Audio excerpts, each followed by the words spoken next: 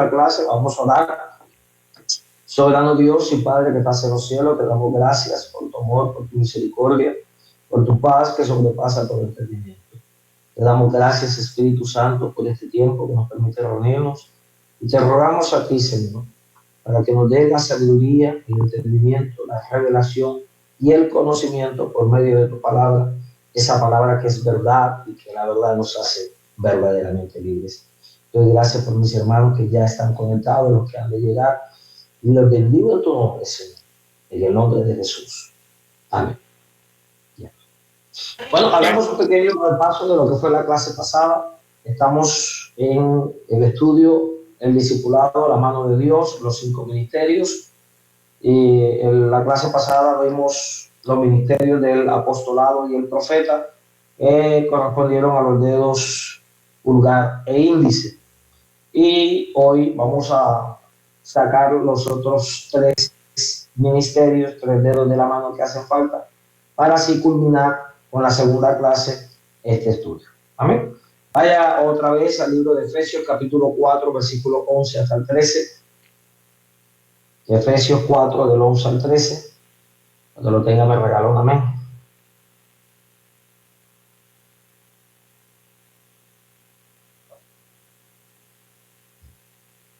Dice entonces la palabra: y él mismo constituyó a unos apóstoles, a otros profetas, a otros evangelistas, a otros pastores y maestros, a fin de perfeccionar a los santos para la obra del ministerio, para la edificación del cuerpo de Cristo, hasta que todos lleguemos a la unidad de la fe y del conocimiento del Hijo de Dios, a un varón perfecto, a la medida de la estatura de la plenitud de Cristo. Entonces, la clase pasada, el sábado antepasado, aprendíamos pulgar, índice, medio, anular y meñique. Hablábamos de apóstol, profeta, evangelista, pastor y maestro. Vimos los 2 primeros, que fue el ministerio del apóstol y el ministerio del profeta, que se habló bastante y se profundizó bastante de ello. Hablemos entonces ahora del dedo medio, que es el dedo del evangelista. ¿Sí? Primero porque es el dedo más largo, es el que más lejos llega y es el que tiene mayor alcance, por eso se le otorga al dedo medio el tema del ministerio del evangelista, porque el evangelista es la extensión visible del amor de Dios hacia los que están lejos. El evangelista es el que trabaja fuera de las 4 paredes de la iglesia, mientras que los otros ministerios trabajan dentro de la iglesia. El evangelista es el que va afuera a las comunidades, a las calles, a las plazas, a las ciudades a llevar la palabra, a alcanzar las almas perdidas y es capaz de cruzar límites, ríos, mares, cielos para llegar al lugar donde Dios le diga a llevar la palabra. Amén. Así que mientras que los otros ministerios trabajan con la iglesia internamente, el ministerio del evangelista trabaja con las almas inconversas que están afuera. Entonces, en este aspecto, no esperamos que el mundo venga a nosotros, sino que el evangelista sale al mundo a buscar las almas. Entonces, las funciones del evangelista son: 1, predicar el evangelio; 2, alcanzar almas inconversas; 3, sensibilizar corazones; 4, activar a la iglesia a evangelizar. Si usted habla con un arquitecto, el arquitecto le hablará de planos. Si habla con un médico, el médico le hablará de enfermedades o medicinas. ¿Sí? Si usted habla con un piloto, le hablará de aviones, de vuelos. Pero si usted habla con un evangelista, a diferencia de los otros ministerios, porque el apóstol te habla de revelaciones de la palabra, el profeta te habla de misterios de la palabra, mientras que el evangelista te habla de almas. No que no sepa la palabra, no que no sepa de Biblia, pero el evangelista te habla de almas porque ese es el motor del evangelista. Si usted lee la escritura en Hechos capítulo 8, versículo 5, dice la palabra que Felipe descendió a la ciudad de Samaria y allí les predicaba a Cristo. ¿A quién? A las almas. Felipe desciende a Samaria a predicar a Cristo. ¿Ve? No es un mensaje popular, pero es un mensaje poderoso. Y ese es el tema del evangelista. Mientras que los pastores, por ejemplo, yo mañana voy a estar enseñando en la iglesia un tema que se titula Árbol sin frutos. Ese es mi tema de mañana para la congregación. Árbol sin frutos.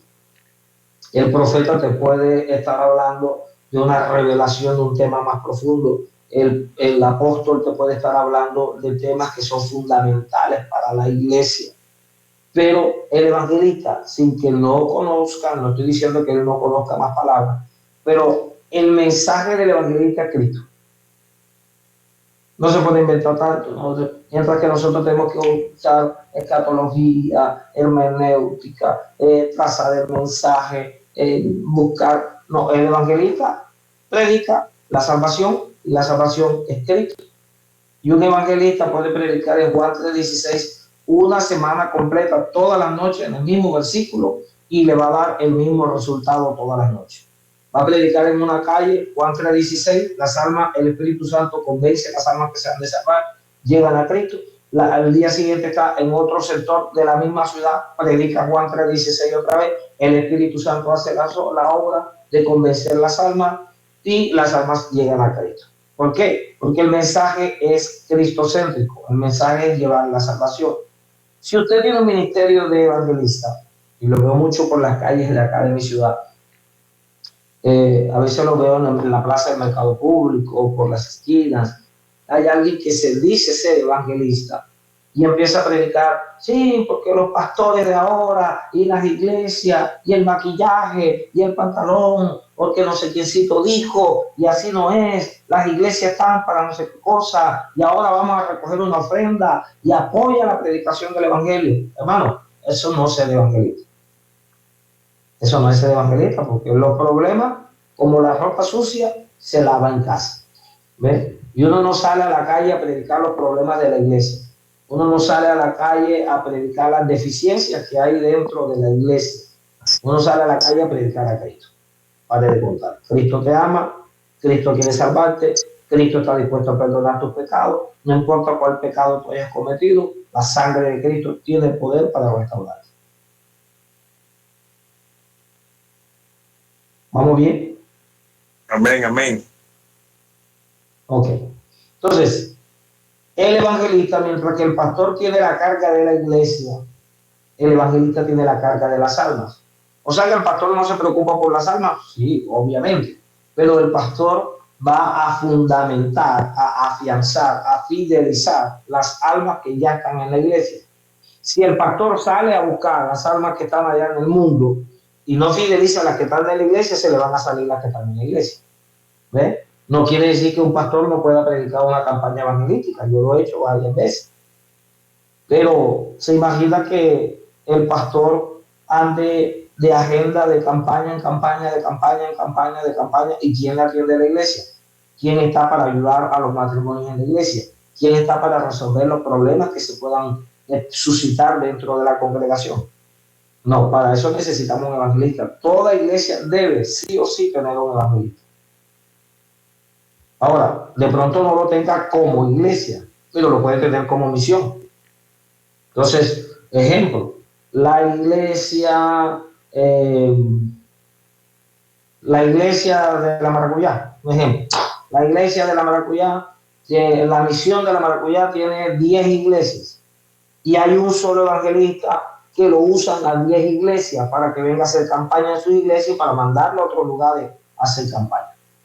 Entonces el apóstol va, abre la obra, ¿sí? Predica, implanta la iglesia y ahora mandamos al evangelista. Bueno, ya estuvimos en Bogotá, ya abrimos una iglesia, ahora, señor evangelista, vaya allá, este sector, lo vamos a evangelizar, vamos a hacer una campaña, vamos a ganar almas.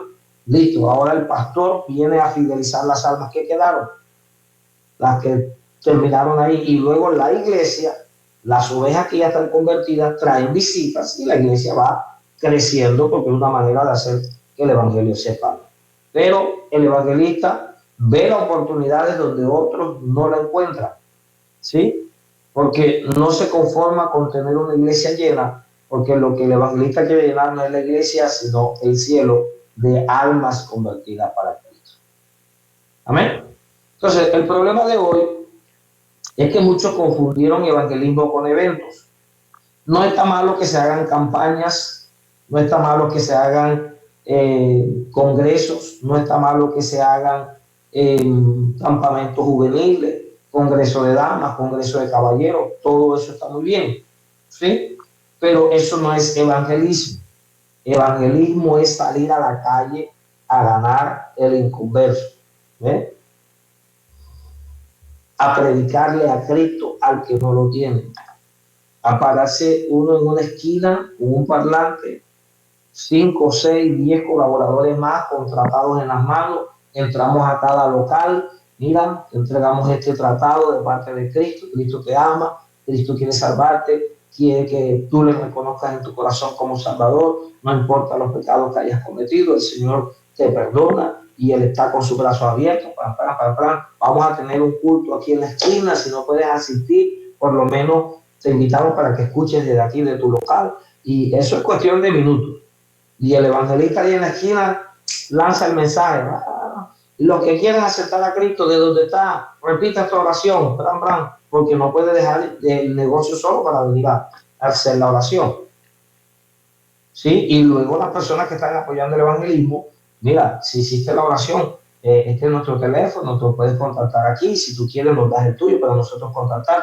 Estamos haciendo una campaña de rescatar almas para Cristo. ¿Ven? Entonces,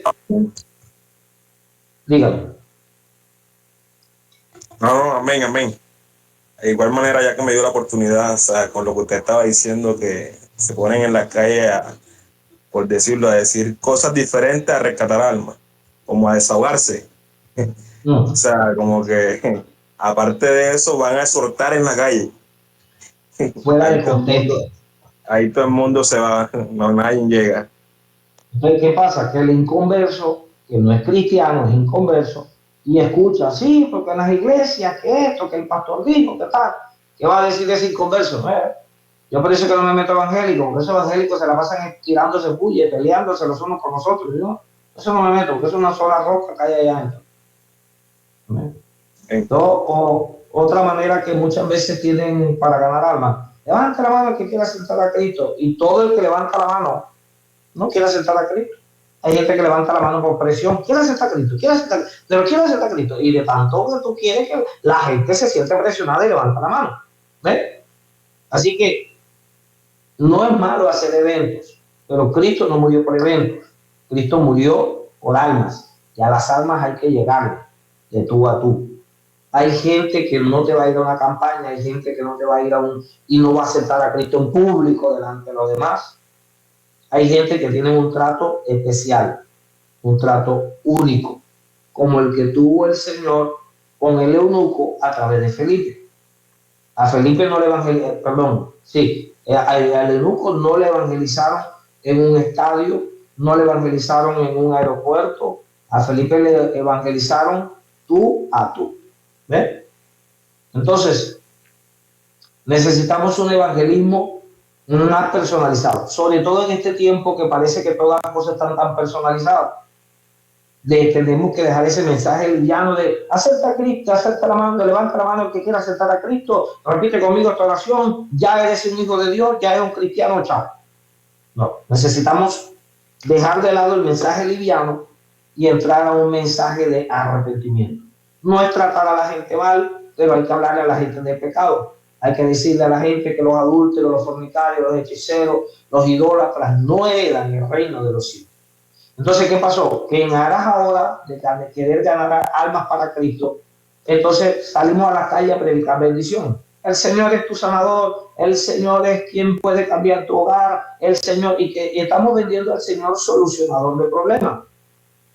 No está malo porque Cristo lo hace, pero que al pecador hay que hablarles de su pecado para que el Espíritu Santo lo reconvenga de su pecado. Hay que confrontar el pecado, y luego que confronta el pecado, presentar a Cristo. Y cuando Cristo es presentado como la medicina para la enfermedad llamada pecado, el Espíritu Santo convence, y es cuando viene la transformación. Hechos capítulo 2, versículo 37.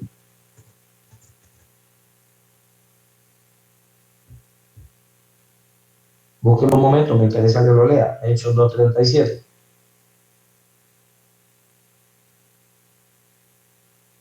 Ahí está en la pantalla, pastor. Gracias, mi hermano, muy amable, excelente. Tiene buen servicio. Algún día nos tenemos que conocer usted y yo personalmente, ¿no? Claro que sí, el Señor ya tiene una hora estipulada y un día para ese acontecimiento. Amén, amén, tremendo, así es. Entonces mira lo que dice Hechos 2:37. Al oír esto, se compungieron de corazón y dijeron a Pedro y a los otros apóstoles, varones hermanos, ¿qué haremos? Mira, el verdadero evangelio no sale a alegrar a la gente, tampoco sale a hacerlo llorar, no, sale a quebrantarlo, verdad versus pecado. ¿Ve? Entonces, a ese Jesús al que ustedes crucificaron, no le voy a predicar por causa de tiempo, pero ustedes conocen la historia de Hechos capítulo 2. ¿Ve?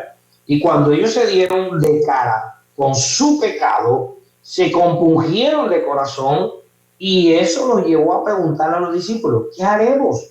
Y Pedro le dijo, arrepentido y bautícese cada uno en el nombre de Jesucristo para perdón de los pecados. ¿Ve? Entonces, al pecador hay que hablarle de su pecado. Hay que decirle, mira, tú puedes ir a la iglesia, puedes mandar tu ofrenda, tú puedes cantar, puedes hacer todo lo que tú quieras, pero si eres un adúltero, no vas a entrar al reino de los cielos. Si eres un mentiroso, no vas para el reino de los cielos. ¿Ves? Si eres un fornicario, no vas para el reino de los cielos. Si eres un ególatra, no vas para el reino de los cielos. Porque ¿de qué estamos predicando? Salvación. ¿Ves? Entonces, ese es el mensaje cristocéntrico, pero confrontando el pecado. Confrontando el pecado.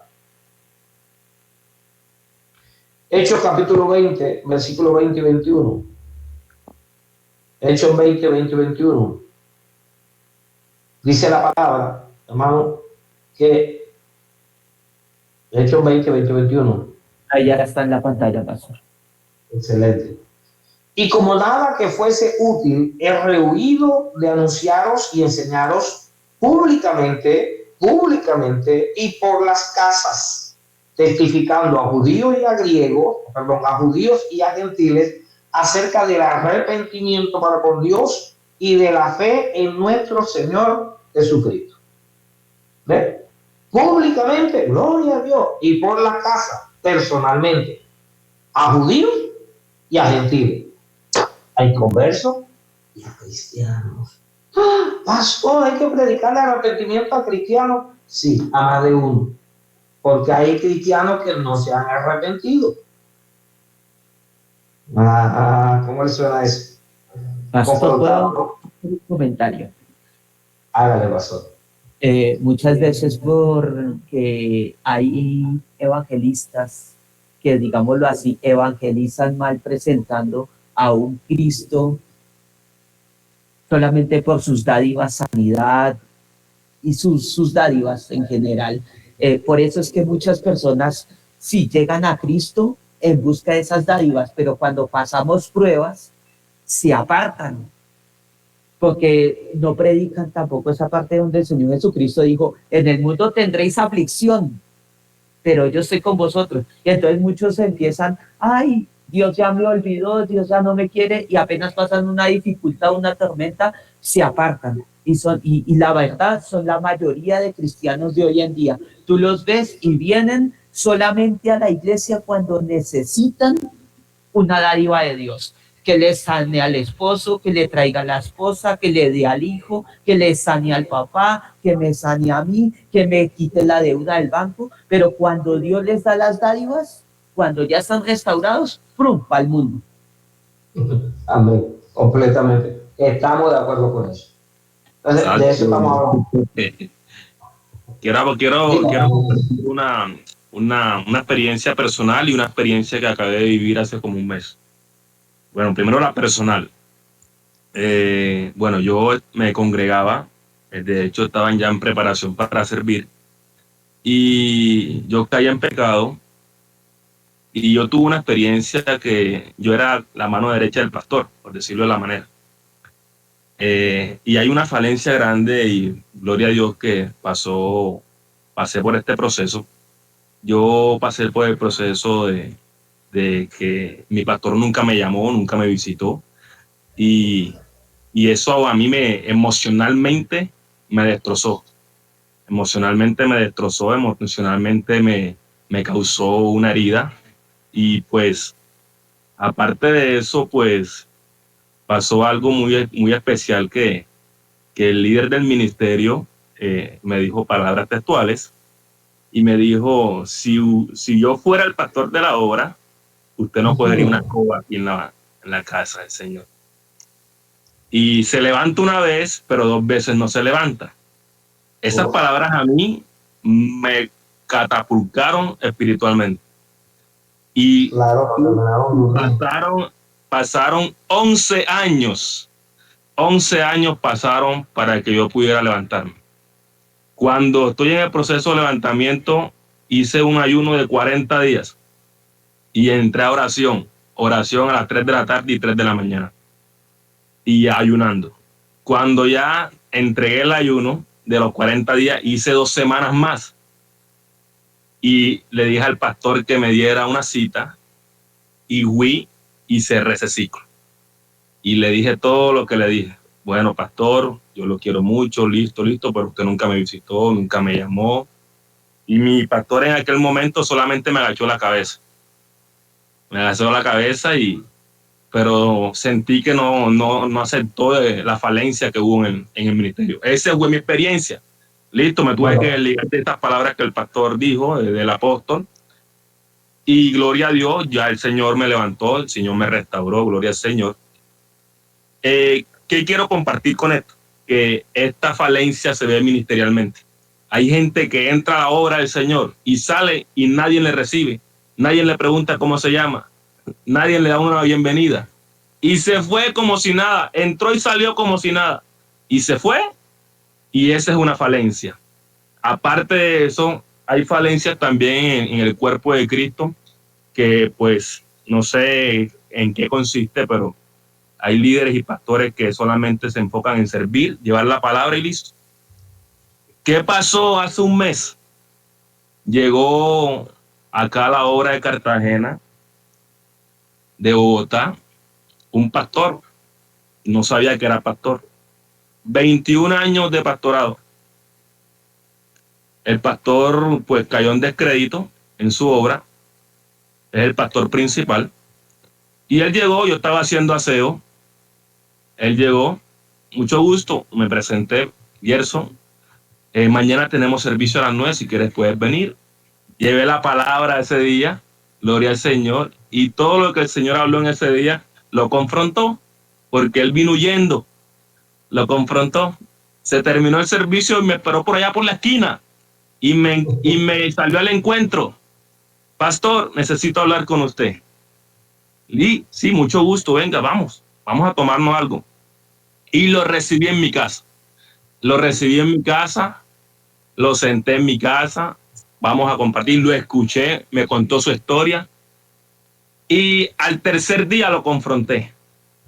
Bueno, te abrí las puertas de mi casa, te escuché, creo que hasta el día de hoy, creo que por gratitud o por lo que tú quieras, debes contarme lo que no me has contado. Y ahí se desahogó y confronté su pecado. Anito, qué pena contigo. Trata de resumir un poquito más porque por causa del tiempo no nos podemos extender tanto. Listo, ya le resumo. Gloria a Dios, el pastor se fue restaurado. Ya entró en su proceso, pero se vino con un hogar destrozado, renunciando. Y gloria a Dios que el pastor se fue restaurado, ya entró en un proceso. Y quiero compartir estos 2 puntos. Bien, excelente. Ahorita que estemos hablando del ministerio del pastorado, vamos a hablar un poco de eso. 2 cosas que quiero resaltar. 1, en tu testimonio personal contabas que el pastor no te fue a visitar, pero no te escuché decir en ningún momento yo llamé al pastor para que viniera. 2, en el testimonio del pastor que ayudaste a restaurar, fíjate que él te busca a ti, no tú a él a ti. Entonces, esto es una pequeña falencia que hay en el pastorado, porque lo digo como pastor, yo se lo enseño a la iglesia. Hermano, usted se enferma y no me manda a buscar, no me llama, no pide que yo vaya a orar. No me reclame después, ay pastor, yo estuve enfermo y usted no me fue a orar. Hermano, si usted no me mandó a llamar. Entonces, a la iglesia hay que enseñarle que el pastor es el ungido de Dios sobre la casa, pero no es adivino. ¿Ve? El pastor, eso es bíblico. ¿Hay algún enfermo entre vosotros? Llame al enfermo a los ancianos de la iglesia. En este caso, al pastor. No es el pastor el que tiene que estar llamando a la gente. Fulano está enfermo, Pediceo está enfermo, Sutanito está enfermo. No, es el enfermo que llama al anciano. Pero de eso hablamos más adelantico, pero gracias a Dios por ese aporte nos deja algo poderoso. Dime, hermana Yaniris. Dios le bendiga a todos. Pastor, Amén. discúlpeme que le diga que no estoy de acuerdo, porque si la oveja no está yendo a la iglesia y es una oveja que va siempre, que no pierde de ir, y yo veo que ya van 2 domingos que no me va a la iglesia, mi deber como pastora es llamar, preguntar, buscar. Sí. Hermana Yanni, disculpe, de pronto no me hice entender.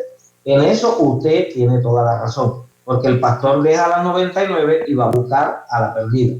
Pero yo puse el ejemplo es del enfermo, el enfermo. Y el hermano decía que había caído en pecado. Ahora, hay gente que está en pecado y aún se sigue congregando. Ya es muy distinto que esté ausente de la iglesia. Si el hermano está ausente de la iglesia, obvio, es responsabilidad del pastor ir a buscar a la oveja. Pero hay gente que está yendo a la iglesia, incluso hay gente que está montado en el púlpito y está en pecado. Claro. Y si la persona está en pecado y no busca ayuda, a menos que el Señor se lo revele al pastor. Este es un tema que tiene mucha tela por cortar, ¿no? Pero en sí, el punto, mi observación es, hermano, si usted necesita una ayuda, pídala. Pídala, no se quede callado, hermano, ayúdeme. Estoy pasando por un proceso, estoy pasando por una enfermedad, estoy pasando por un pecado oculto, estoy pasando por esto, por aquello. Porque, hermano, imagínese un pastor que tiene 100 personas a cargo. Aparte tiene su familia, aparte maneja su hogar, aparte de pronto tiene un empleo. Entonces, sigue, aunque es el pastor, sigue siendo un ser humano. ¿Me hice entender? Amén, amén. Pero son falencias de liderazgo. Son falencias. Uno tiene que delegar líderes, esté pendiente a las ovejas, esté pendiente a lo de primera vez, esté pendiente a los siervos, y ahí está.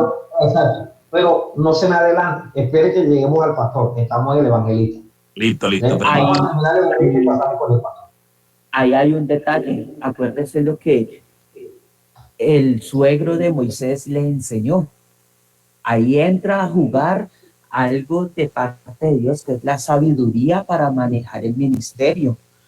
El pastor no es Dios, como acaba de mencionar el pastor maestro de hoy.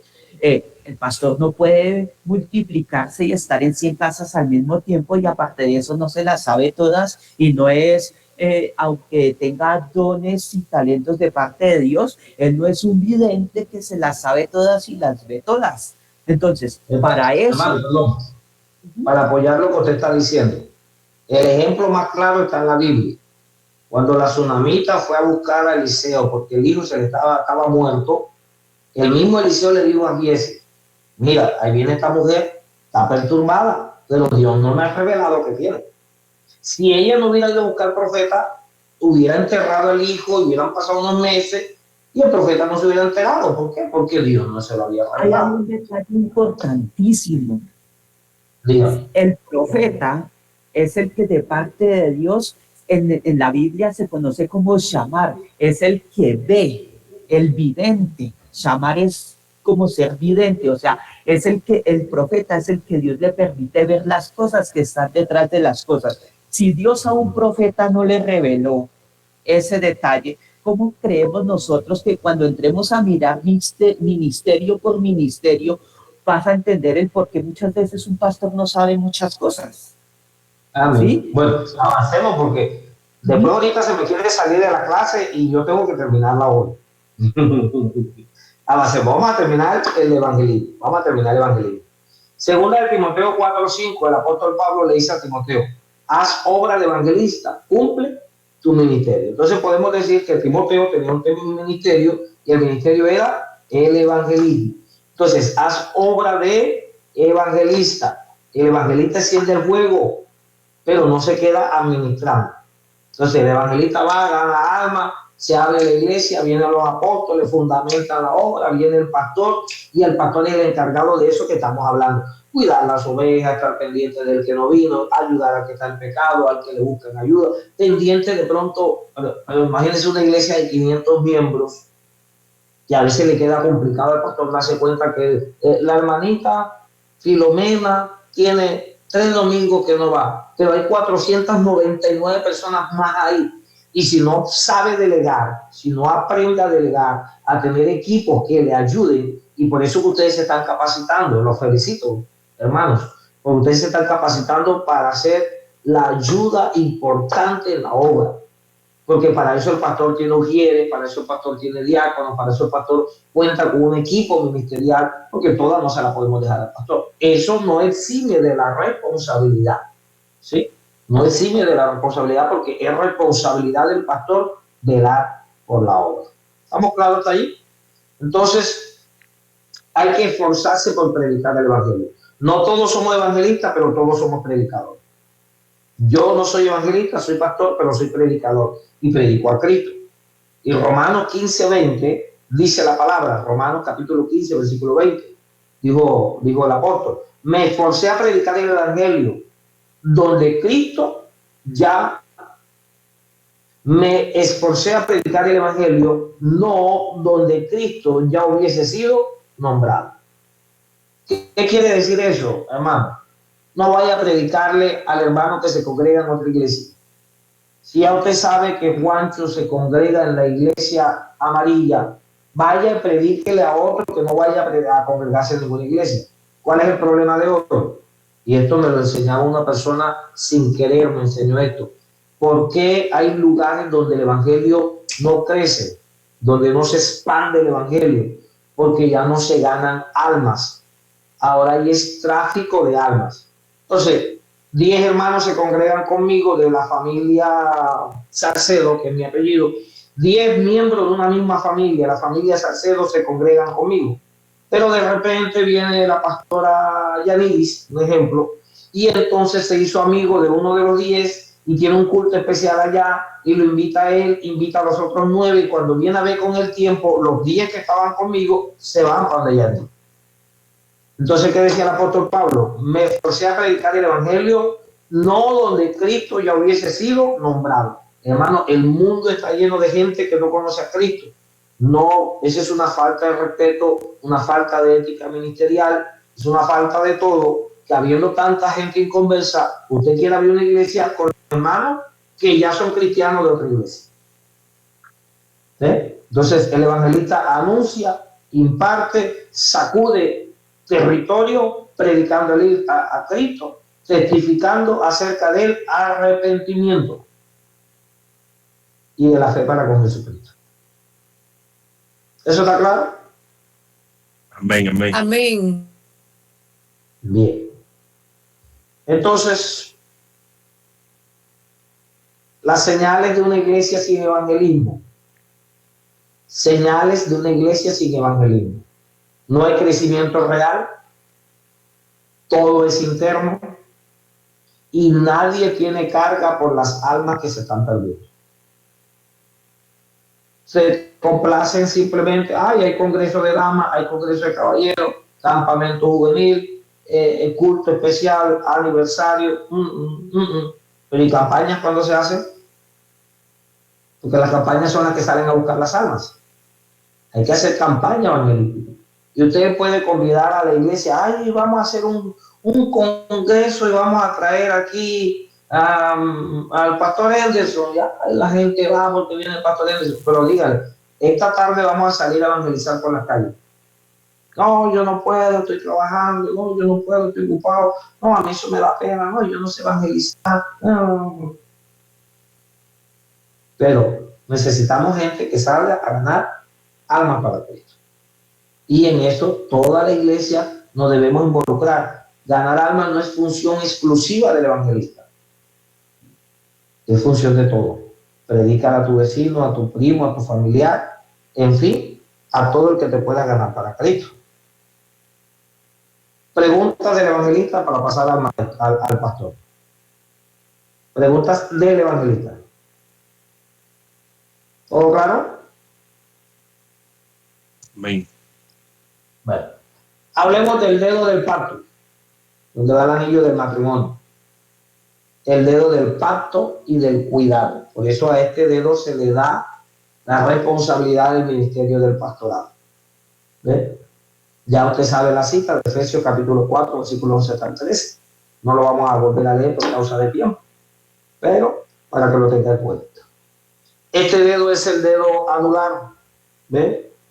Es el dedo del pacto, donde cuando uno se casa se coloca el anillo. Representa compromiso, fidelidad y unión. Compromiso, el pastor que debe tener con la iglesia, compromiso, fidelidad y unión. Porque el pastor no solo lidera, el pastor se compromete con las almas. Regáleme un segundito, hágame un favor de mí.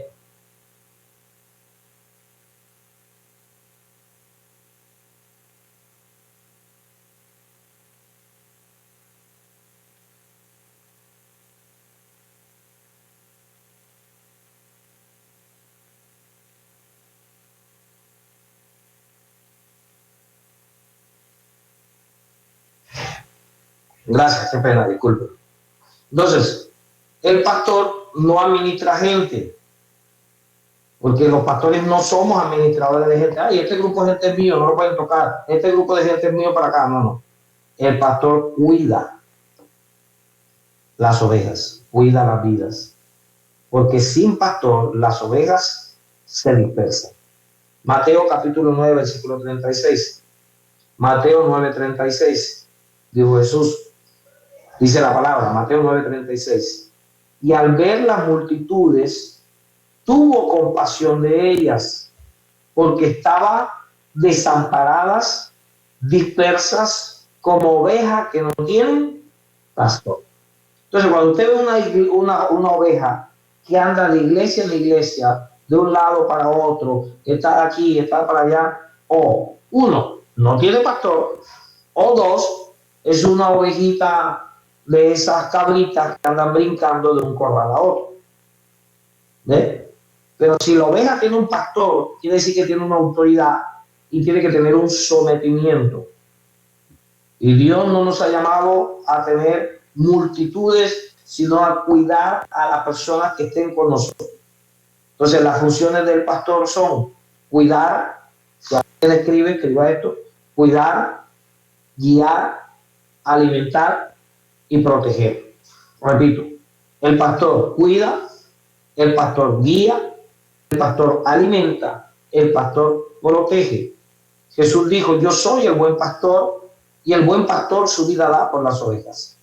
Mas el asalariado y que no es el pastor, de quien no son propias las ovejas, ve venir el lobo y deja las ovejas y huye. Y el lobo arrebata las ovejas y las dispersa. Así que el asalariado huye porque es asalariado y no le importan las ovejas. ¿Ve? Entonces, esto es importante que usted y yo lo sepamos. ¿Por qué? Hermano, porque el hecho de que yo soy pastor, ¿ven? Yo tengo que saber por qué yo soy pastor. Si el Señor me dio el ministerio del pastorado y me ha dado el para pastorear, entonces, hermano, ¿lo hago por amor o tengo un interés económico en esto?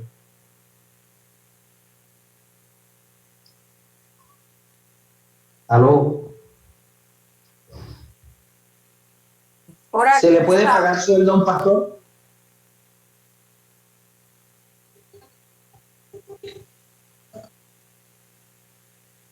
Pastor, pues en mi opinión yo lo hago por amor al Señor, por amor a las almas, por gratitud a Dios. Eso lo hago yo, no lo hago por recibir nada a cambio. Pero la palabra dice... ¿Se le debe pagar un salario al pastor? Sí, señor, porque en la palabra dice que todo pastor es digno de su salario. El obrero es digno de su salario, porque Dios es el que le está pagando ese sueldo. Amén. Ahora, si hacemos las cosas con amor, gloria a Dios. pero uno no paga la luz con amor, uno no paga el agua con amor, uno no paga en la tienda con amor, uno no le echa gasolina al carro con amor. Para eso se necesita dinero. Ahora, lo que la Biblia habla cuando habla de pastor asalariado, no es que esté condenando que el pastor tenga un salario.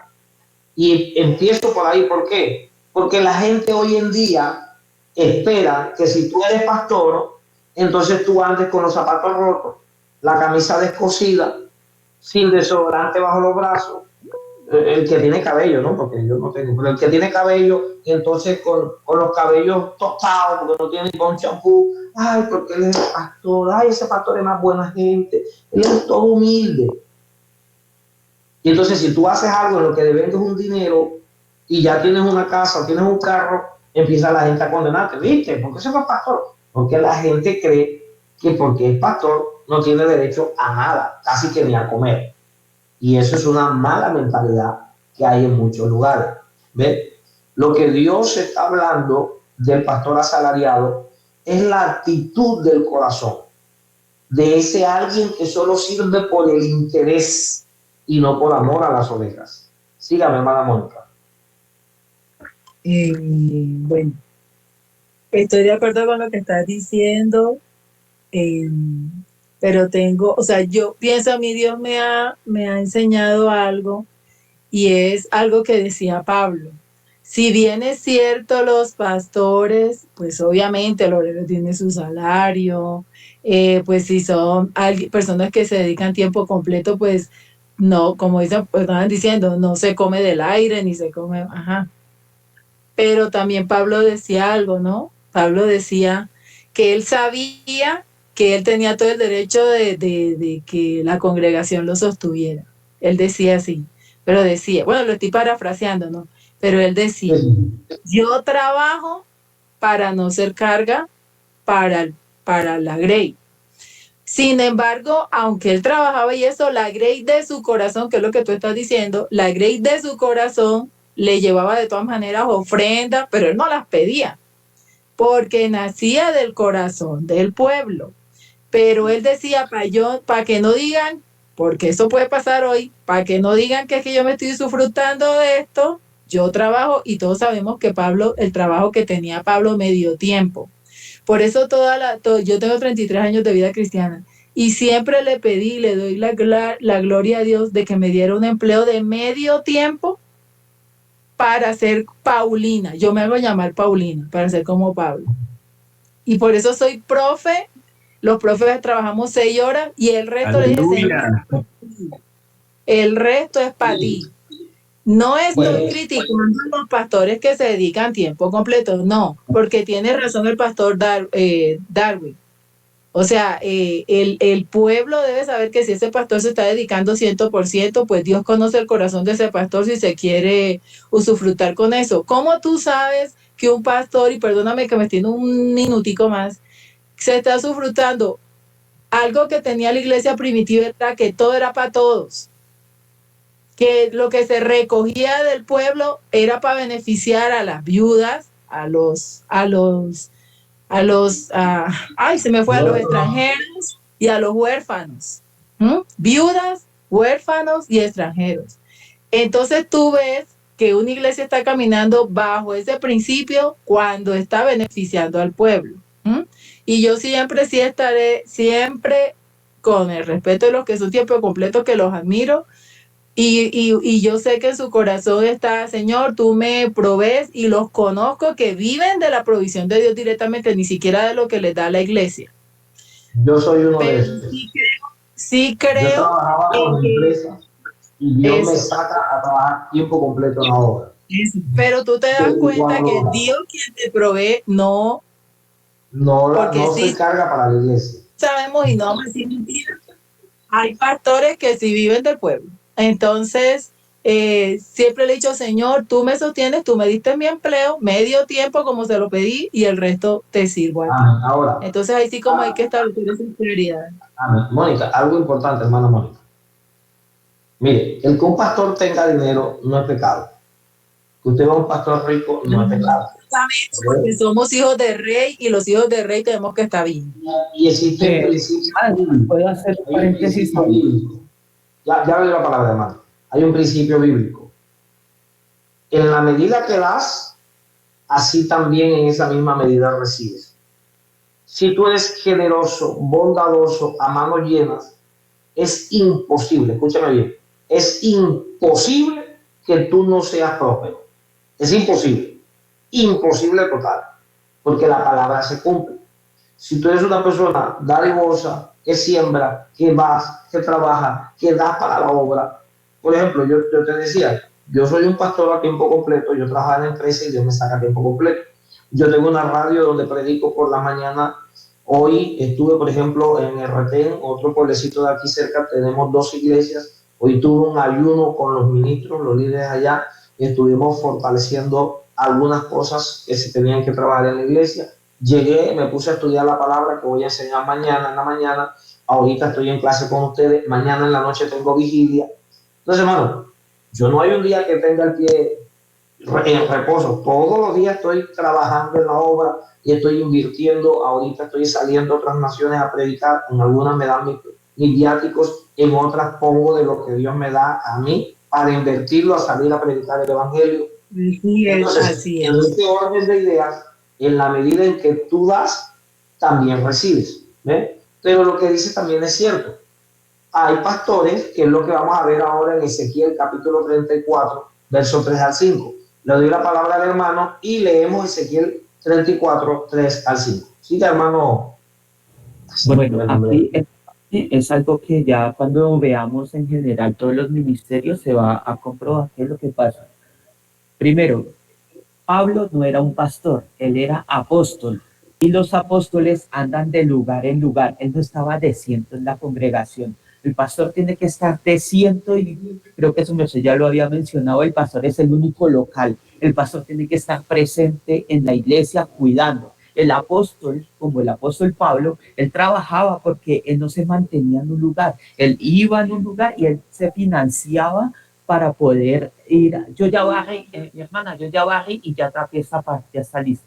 Perdón, qué pena, es que ahorita hay evento de mujeres y yo ya dejé aquí el lugar listo. Entonces, el apóstol, Pablo es un apóstol y él mantenía viajando para, digámoslo así, abrir las congregaciones y establecerlas. Por eso se financiaba él, pero él abría la iglesia y dejaba un pastor fijo ahí.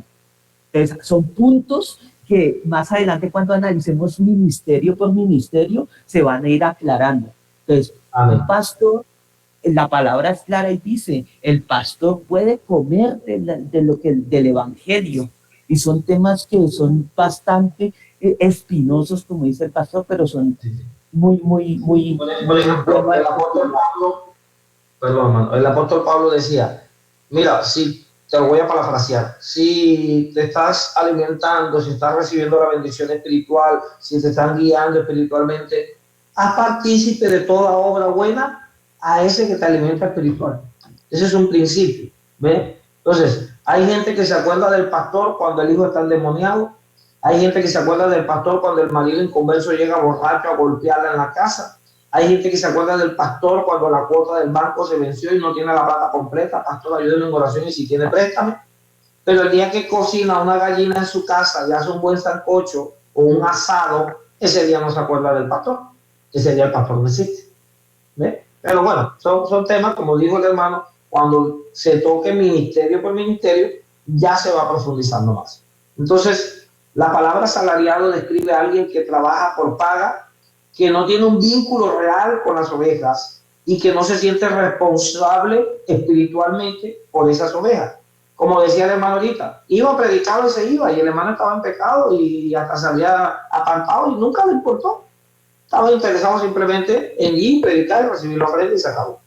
Pero el pastor que está ahí para cuidar y para guiar, crea un vínculo. Y ahí sí, como dijo la hermana ahorita, hermana, tienes 2 domingos que no vienes, ¿qué te pasó? Voy a visitarte, ¿en qué te puedo ayudar? ¿Cómo te fortalecemos?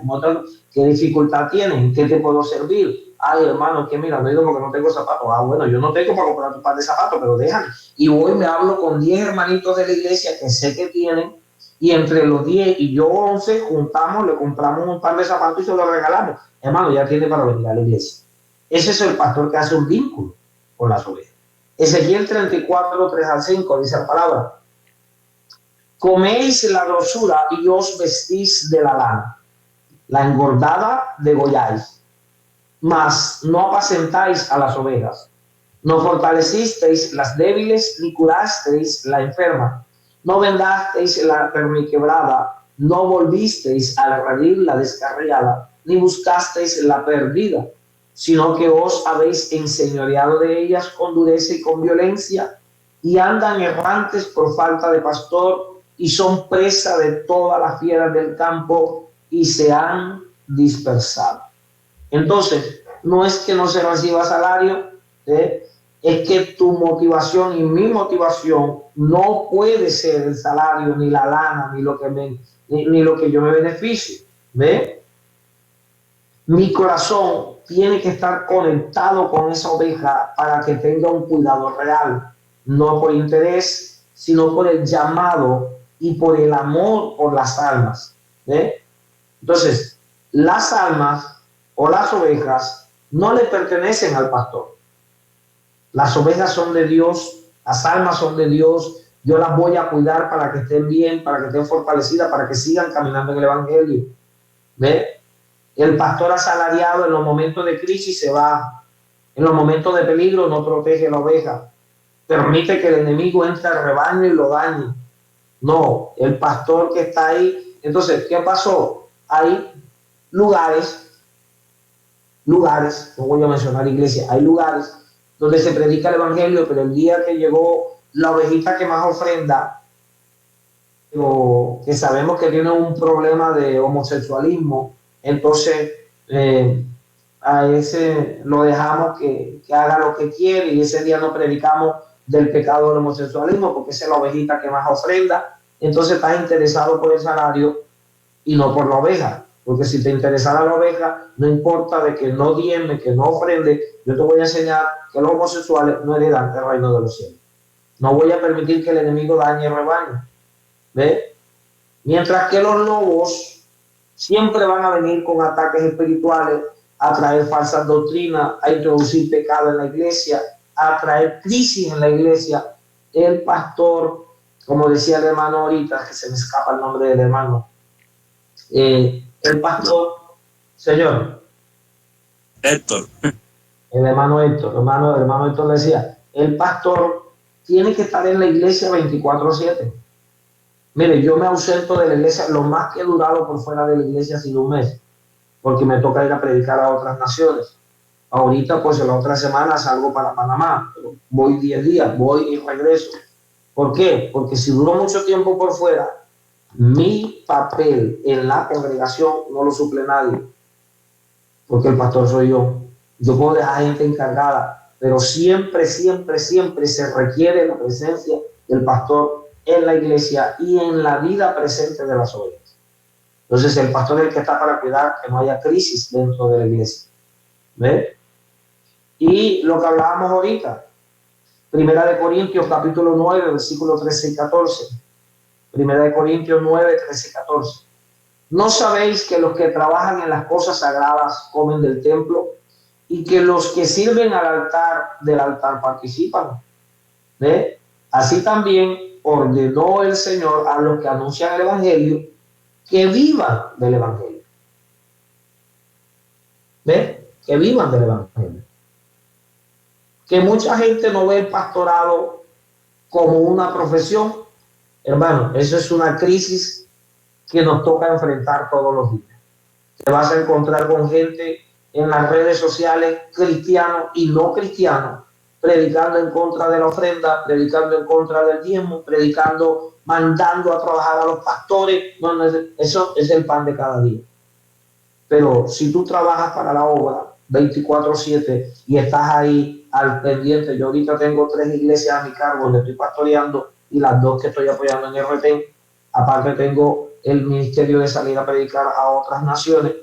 ¿Ve? Tengo la radio donde estoy predicando, les enseño a ustedes aquí, estoy dando instituto también en la iglesia. Entonces yo estoy todo el tiempo metido en este asunto. Dios me sustenta, Dios me provee y Dios me da. Eso sí, yo no le pido a nadie, Dios me va a proveer de lo que yo necesito. Entonces, quien trabaja en la obra, tenga por cierto que es bíblico, que reciba el sustento de la obra también, pero si lo hace por amor, no por el interés del dinero, el amor. Entonces, la característica de un verdadero pastor es que ama a las ovejas, permanece en los procesos de cada una de sus ovejas, no abandona a las ovejas en el tiempo de crisis y sobre todo tiene un corazón de padre. Tiene un corazón de padre. Mira, por decirte, antes de ayer yo estaba ocupadito, llegué aquí a mi casa y me llamó la hija de una oveja que se congrega conmigo. Ella me dice, papá, mi hija acaba de dar a luz, ya le dieron salida y ya se va para la casa, pero no queremos que se vaya en un transporte incómodo. ¿Será que usted nos puede hacer el favor de llevarla a mi casa? Claro, hermano. Fui al garaje, saqué mi carrito, que es un carrito modesto, un Mazda Alegro de segunda, y con todo el despacio y el amor fui, la recogí en la clínica, la llevé a su casa, hermano, la dejé ahí. Gloria a Dios, ese trabajo del pastor. No, yo no voy a sacar mi carro porque después se me ensucia la llanta. ¿Y quién me va después a lavar el carro? No, el carro que Dios me dio, me lo dio para el servicio de la obra. Si me lo vienen a buscar prestado porque van a ir para un motel, no lo voy a prestar. Pero si es para el servicio de un hermano en la iglesia, está a disposición. Porque todo lo que yo tengo es del Señor y para la obra del Señor. ¿Ve? La riqueza, entre más rico Dios me haga, más voy a invertir en el reino. Y es la mentalidad que tenemos que tener, pastor o no pastor. Si Dios lo está bendiciendo económicamente, no es para que tenga 10 casas, 4 carros y ande comprando tiquetes para viajar a todo el mundo. No estoy diciendo que sea malo que lo tenga. Entonces no compre 10 casas, cómprate 5 y con la plata de las otras 5 inviértelo en el reino. No te compres 4 carros, compra 2 y con la plata de los otros 2 inviértelo en el reino. Financia campaña, cómprale micrófonos a unas iglesias que estén pequeñitas, que no tienen, que apenas invierte, regálale unos micrófonos a esas iglesias. Con estas temperaturas hay iglesias, hermano, donde la gente no quiere ir porque hace mucha calor, regálale un aire acondicionado a esa iglesia. Si tienes tanto dinero, pero ese es mi concepto personal. No estoy diciendo que tenga que ser así, no, eso lo pienso yo y nadie más que yo. ¿Por qué? Porque amo a las almas. Amo las almas, hermano. Si yo pudiera, a mí me encantaría que en todos los barrios hubieran 5 iglesias, que todas tuvieran aire acondicionado, que todas tuvieran sus sillas, sus micrófonos, sus instrumentos musicales, que todas estuvieran cómodas para que las almas fueran a recibir a Cristo. ¿Ves? Amor por las almas. No porque, este es mi dinero. No, si hay que comprar un micrófono, que la iglesia compre el micrófono, porque con la plata mía no lo voy a comprar. No, hermano, si la iglesia no tiene para comprar el micrófono y tú tienes con tu plata, cómpralo. ¿Acaso tú no trabajas para la obra? ¿No es para el reino? ¿Estamos claros hasta ahí? Amén, amén. Entonces, muchos han convertido el pastorado en una posición social, como si esto fuera un club, y esto no se trata de posición, sino de responsabilidad. El pastorado no es una posición, es una responsabilidad. El primero que tiene que llegar al culto es el pastor. Yo personalmente, no soy partidario de los pastores que están en culto y ellos están dentro de la oficina y solamente sale a la hora de predicar. No, yo. Hermano Héctor, que quede claro, yo. No estoy diciendo que tiene que ser así, yo. Porque el primero que tiene que dar el ejemplo en la iglesia es el pastor. Si en tiempo de adoración el pastor está ahí adorando, buscando la presencia del Señor para que el resto del pueblo vea y aprenda cómo es que se hace. Usted se imagina que lleven otro predicador y el pastor de la iglesia dormido en el culto. Porque no es el que está predicando, no es él, entonces sí se puede dormir. Pero cuando él está predicando y las ovejas se duermen, se molesta. Entonces, ¿Puedo decir algo respecto a eso? Dígame, maestro. Hay un ejemplo que yo utilizo bastante para enseñar en la iglesia y es el siguiente. Si el pastor es como el padre espiritual de las que están en la iglesia, le voy a poner el ejemplo. Tú tienes tu hijo y tú le enseñas a tu hijo que decir mentiras es pecado, es malo, pero viene la vecina a buscarte y tú le dices a tu hijo, dígale que yo no estoy. Tu hijo aprende que decir mentiras es malo, pero tú con tu ejemplo le estás enseñando en la práctica a ser un excelente mentiroso. Entonces, un pastor que no pone ejemplo en su casa es un mal pastor, porque las ovejas tú le puedes predicar desde el púlpito y le enseñas que esto es pecado, que esto es malo, pero con tu ejemplo tú estás pecando. Entonces, tú mismo te estás tirando las ovejas. Amén. Amén. Entonces, el falso pastor se alimenta de las ovejas. El verdadero pastor, él alimenta a las ovejas. El falso pastor busca el beneficio personal. El verdadero pastor es capaz de dar su propia vida con tal de que el rebaño esté bien. El falso pastor o pastor asalariado no cuida las ovejas, las usa. Pero el verdadero pastor a las ovejas las protege, las restaura, las sana y siempre las está llevando por el buen camino. ¿Ves? En Ezequiel 34:10 dijo el Señor: he aquí yo estoy contra los pastores y demandaré mis ovejas de su mano. Y esto es algo que todos los pastores deberían saber. Usted puede ser un buen pastor o puede ser un mal pastor, usted puede ser el pastor que usted quiera, pero un día el Señor va a demandar las ovejas de la mano. ¿Ves? Y esto es importante que lo sepamos, porque de pronto usted anhela el ministerio del pastorado, porque ha visto a ciertos pastores, no voy a decir nombres, que andan en camioneta, que andan viajando en primera clase, que se bajan en los mejores hoteles, que comen en los mejores restaurantes, y usted quiere ser pastor porque quiere esos beneficios. Y ese no es el objetivo de ser pastor. No estoy diciendo que sea malo, pues yo también viajo, yo también como, yo también duermo en hoteles. ¿Ves? Todavía no me ha tocado la primera clase, pero algún día. Pero el objetivo de ser pastor no es ese. El objetivo de ser pastor es cuidar las ovejas y llevarlas por el buen camino, guiarlas por el camino del Señor. Amén. Aquí hay mucho más, pero por causa del tiempo no tengo para profundizar en ello. Sin embargo, le voy a mandar este estudio al hermano Héctor para que el hermano, si el hermano Héctor me lo autoriza, lo mandamos al grupo. El hermano Héctor lo manda al grupo. El hermano Héctor se lo voy a mandar. Usted lo revisa, le da el visto bueno y si le parece bien, se lo comparte a todo el grupo. Envíamelo y yo lo subo al grupo. Perfecto. Entonces hoy mismo se lo envío. Porque hay mucho más aquí para enseñar, pero si me pongo a enseñar al detalle, hermano, necesitaríamos siquiera hasta las 11 de la noche. Porque este es un estudio que hice bien detalladito. No, y entonces tenemos 25 minutos. Sí, señor. Entramos al quinto y último dedo de la mano de Dios. ¿Ve? El meñique. Este es el maestro. El maestro, que es el dedo que da el equilibrio y la estabilidad. Equilibrio y la estabilidad.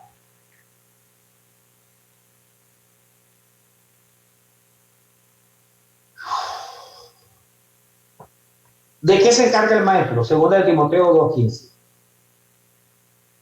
Segunda de Timoteo, capítulo 2, versículo 15.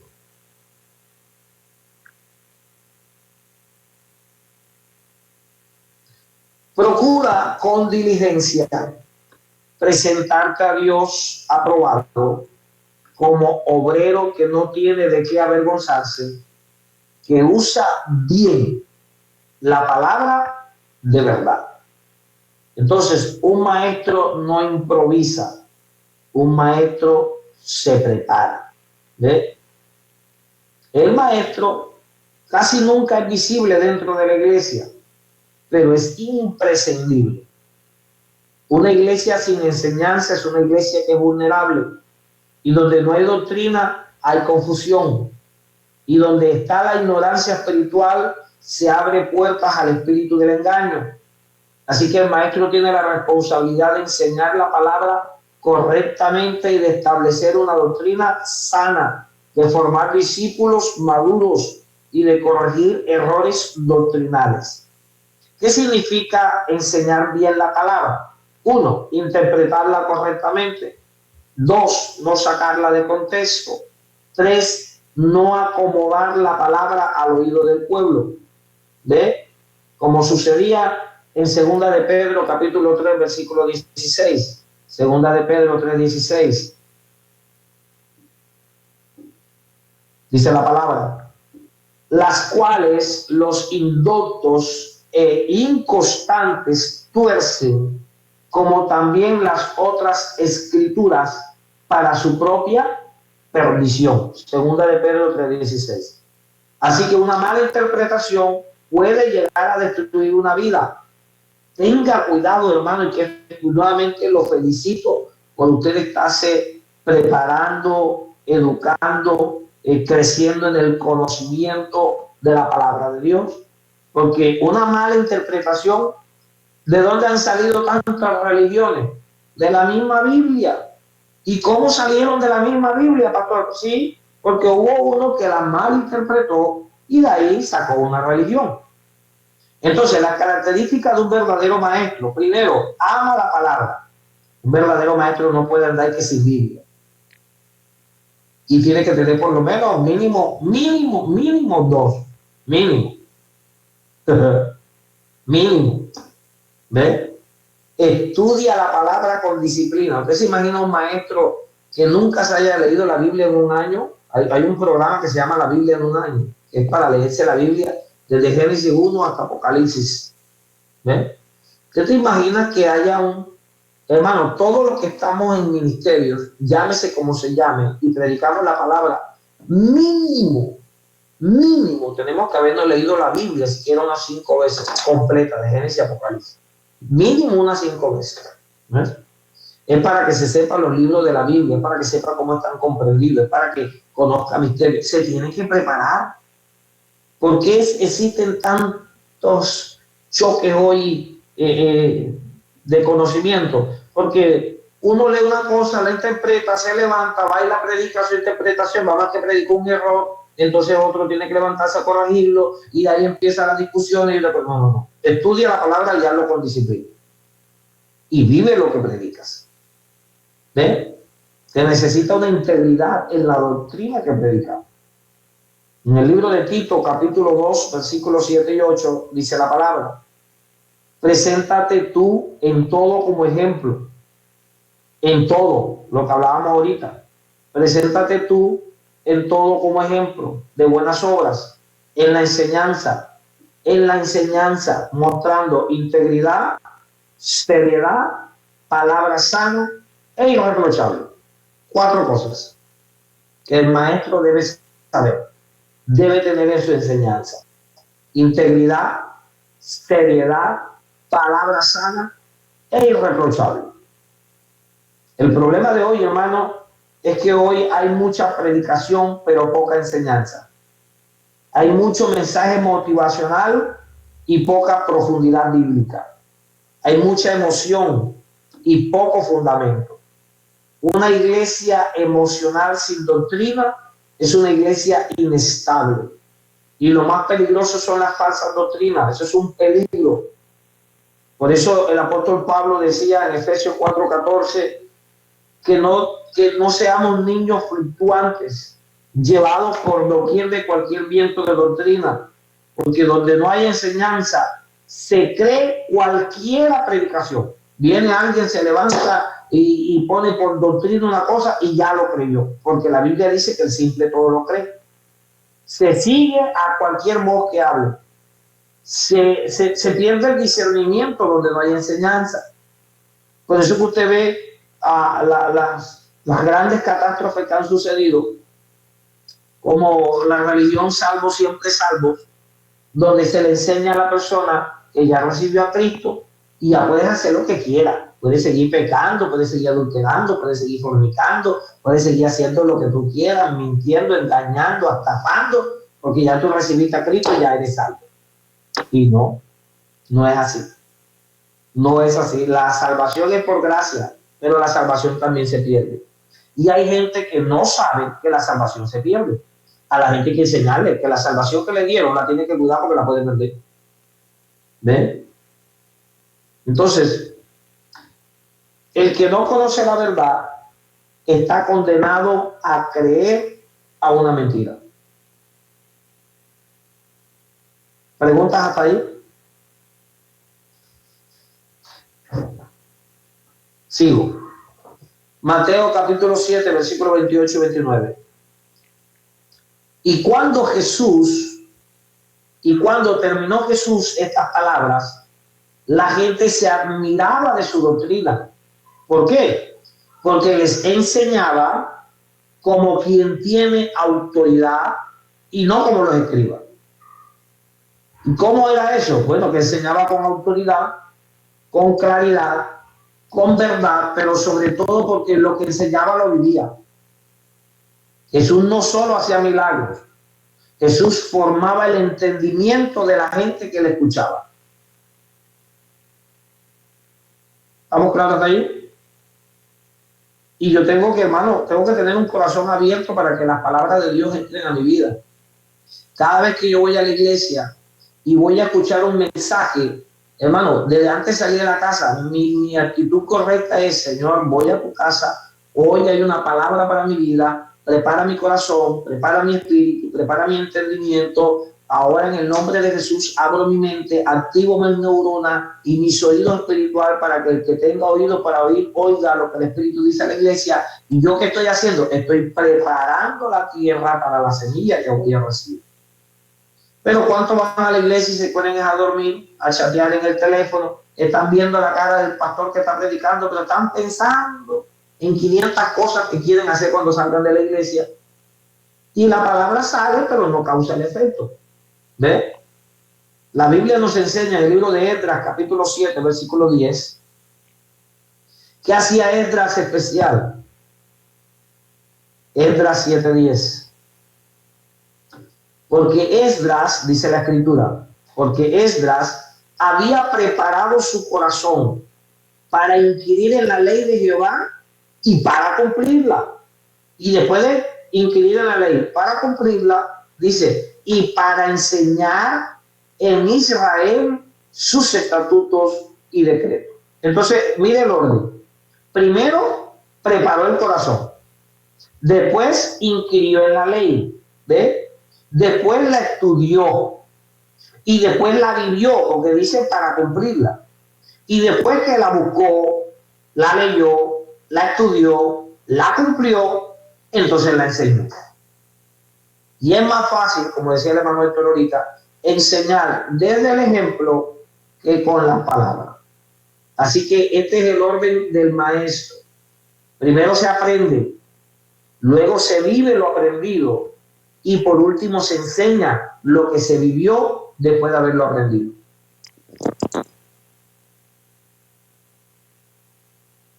Amén. Amén. Segunda de Timoteo 1:11.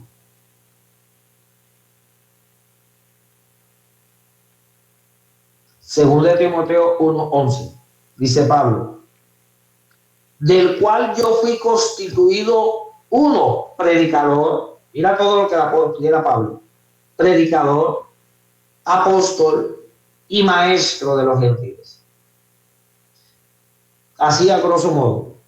Pedro era quien había sido escogido inicialmente para enseñarle a los gentiles, pero Pedro quería judaizar a los gentiles y por eso tuvo una discusión no pequeña con Pablo y Pablo terminó siendo entonces el apóstol de los gentiles. Eso, si usted lo sabe, sabe de qué estoy hablando. Si no, en una próxima oportunidad lo profundizo más. ¿Ve? Pero, ¿qué pasaba con Pedro?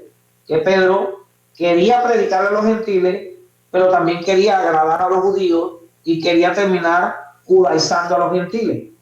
No. Entonces Pablo terminó siendo constituido uno predicador, dos apóstoles y tres maestros.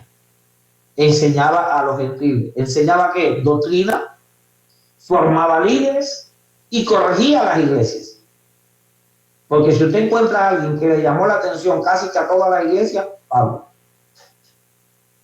Entonces, predicaba, sí. Hacía funciones de apóstol, por supuesto. Iba a establecía iglesias, pero también hacía funciones de maestro. Y enseñaba.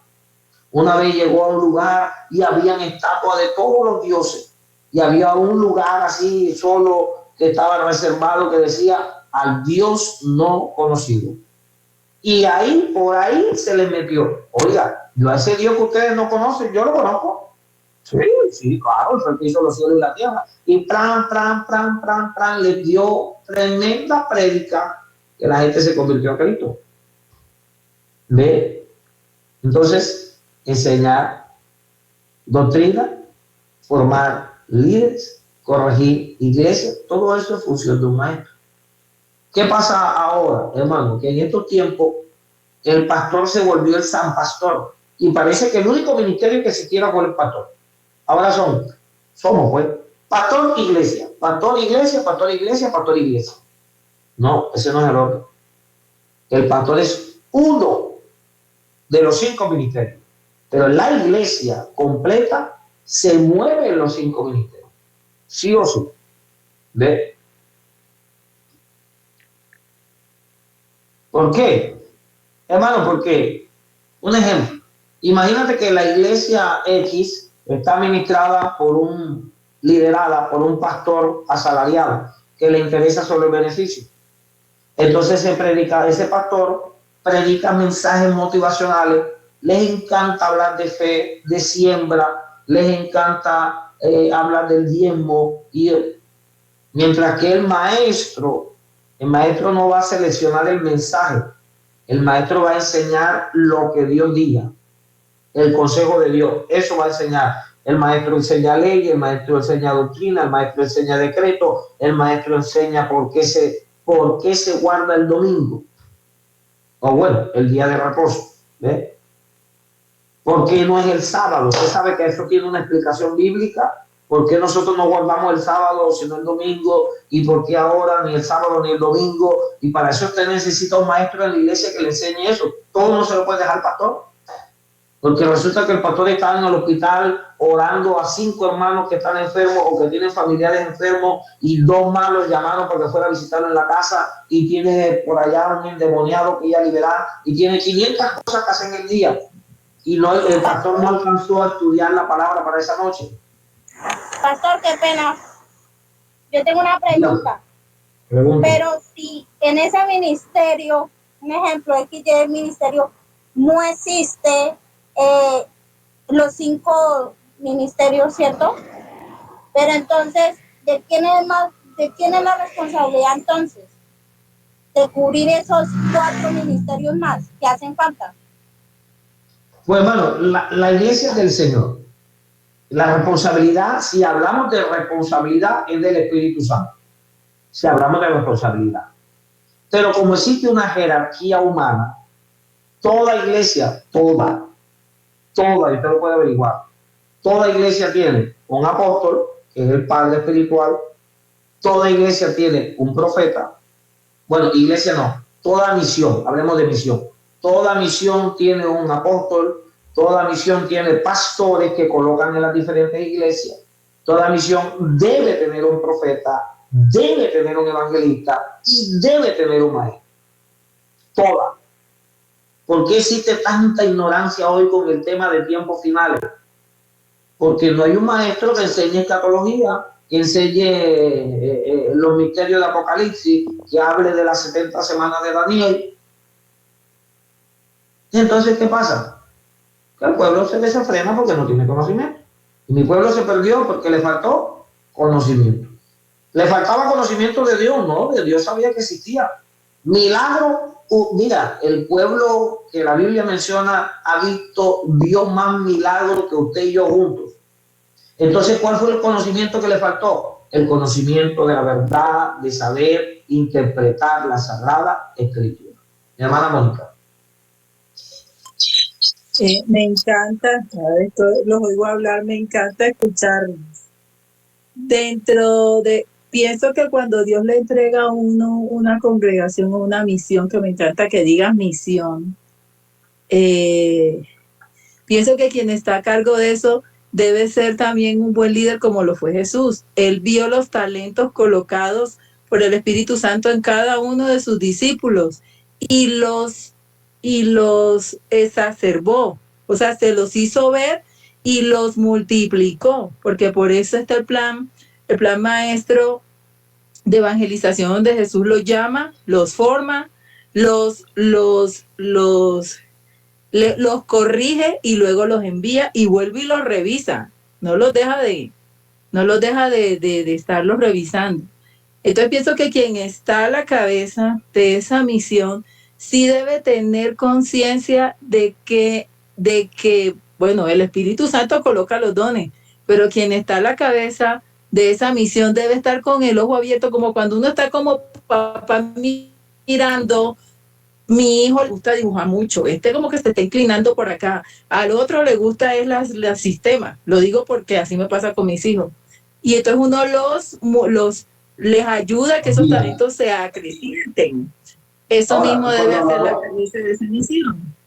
Amén. Y cuando hablamos de misión, por ejemplo, en una misión hay un solo apóstol, no existen 50 apóstoles. Una misión tiene un apóstol.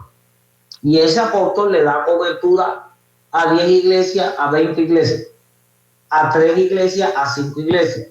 Y el apóstol, el trabajo de él es ir a abrir más iglesias. Y donde abre una iglesia, deja un pastor que ya está capacitado. ¿Dónde se capacitan los ministros? En eso que están haciendo ustedes se están capacitando. ¿Para qué? Para la obra que el Señor lo llame, cualquiera que ésta sea. ¿Ve? Debe haber un maestro. Entonces, si en la iglesia del árbol de mango, ¿ve?, está el pastor, entonces el pastor dice, bueno, hoy le informamos a la congregación que el próximo mes de julio, los días 1, 2 y 3 de julio, de 5 de la tarde a 8 de la noche, vamos a tener el estudio de Daniel y las 70 semanas. Si el pastor maneja el tema, lo puede enseñar, no hay problema.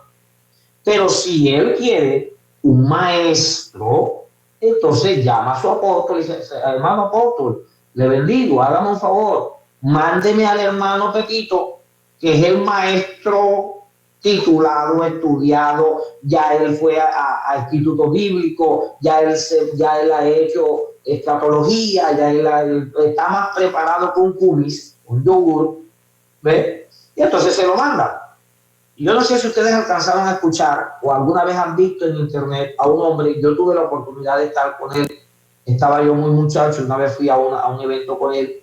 Se llamaba, era de Chile. Él se llamaba en vida Darío Salas. Hermano, ese hombre te daba un versículo bíblico y usted lo iba a leer. Y él sin Biblia te corregía. Ahí no dice así. Lleva una tilde. Hay una signo de interrogación. O sea, para mí ese hombre tenía la Biblia metida en la cabeza y te podía dar 50 citas bíblicas al tiempo y de toditas sabía qué decía. Hermano, yo no he llegado a esa capacidad todavía. Para mí ese hombre era un maestro de la palabra.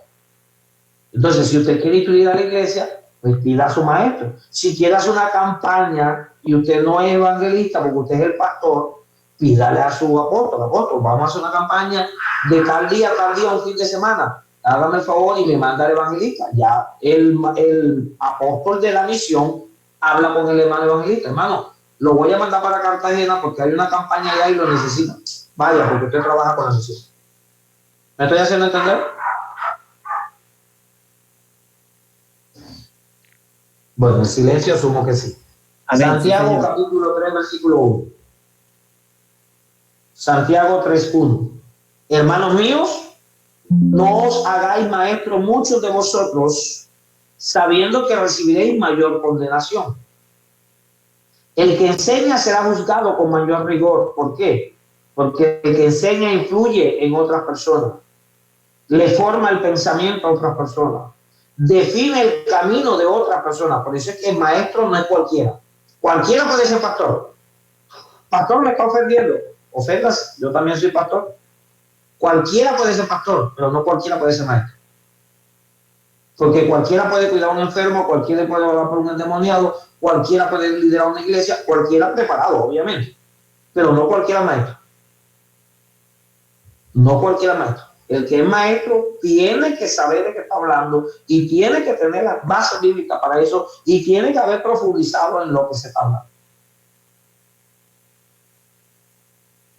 Cuando hay una iglesia que no tiene maestro o que no se enseña la palabra correctamente, entra la confusión doctrinal, entran creencias mezcladas, hay falta de crecimiento espiritual y se vuelve una dependencia emocional del pastor. Sin maestro, el apóstol pierde el fundamento que ya había hecho en el trabajo de ese pueblo. Sin maestro, el profeta puede ser mal interpretado, porque si el profeta da una profecía, pero el maestro no ha enseñado qué es profeta y qué es profecía, el maestro termina creyendo que es un brujo. El evangelista sin maestro produce convertidos, pero no pueden echar raíces los convertidos, porque el maestro nos enseña. El pastor sin maestro, hermano, se desgasta corrigiendo y no va a llegar a ninguna parte. Amén. Entonces, el maestro es el que le da el fundamento a todo esto. Ahí tengo mucho más por decirle, pero se me acaba el tiempo.